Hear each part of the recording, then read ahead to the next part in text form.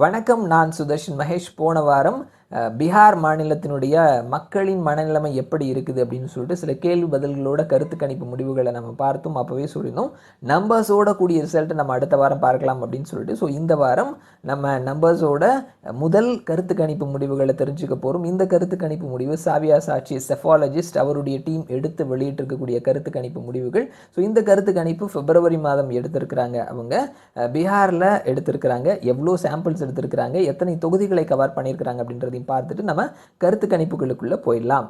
இவர்கள் மொத்தமாக 7750 சாம்பிள்ஸ் எடுத்திருக்கிறாங்க. 73 தொகுதிகளை கவர் பண்ணியிருக்கிறாங்க. பீகாரை பொறுத்த மட்டும் தற்பொழுது ஜேடியு அண்ட் பிஜேபி அண்ட் குட்டி குட்டி கட்சிகள் அடங்கிய என்டிஏ அலையன்ஸ் இருக்குது. ஆப்போசிட்டில் ஆர்ஜேடி அண்ட் காங்கிரஸ் அடங்கிய மகா கட்பந்த் அப்படின்னு சொல்லக்கூடிய கூட்டணி இருக்குது. இங்கே மொத்தமாக 243 தொகுதிகள் இருக்குது. 122 ப்ளஸ் தொகுதிகளை கைப்பற்றுபவர்கள் ஆட்சியை பிடிப்பார்கள்.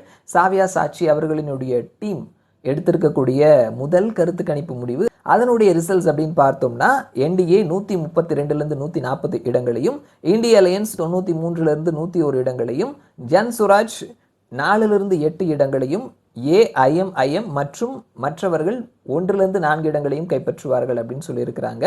ஸோ இவர்களினுடைய முதல் கருத்து கணிப்பினுடைய முடிவுகள் படி பார்க்கும் பொழுது அங்கே என்டிஏ அலையன்ஸ் ஆட்சி அமைக்கிறதுக்கான வாய்ப்பு இருக்குதுன்னு சொல்லியிருக்கிறாங்க. ஏன்னா மினிமம் அவர்கள் பிடித்தா கூட 132 அப்படின்ற பொழுது அவர்கள் 122 கிராஸ் பண்ணி போகிறாங்கன்னு தான் சொல்கிறாரு. ஸோ அங்கே மீண்டும் என்டிஏவினுடைய கூட்டணி அமைவதற்கான வாய்ப்புகள் இருக்குது அப்படின்னு சொல்லிட்டு இவர்களினுடைய கருத்து கணிப்பு முடிவுகள் சொல்லியிருக்கிறாங்க.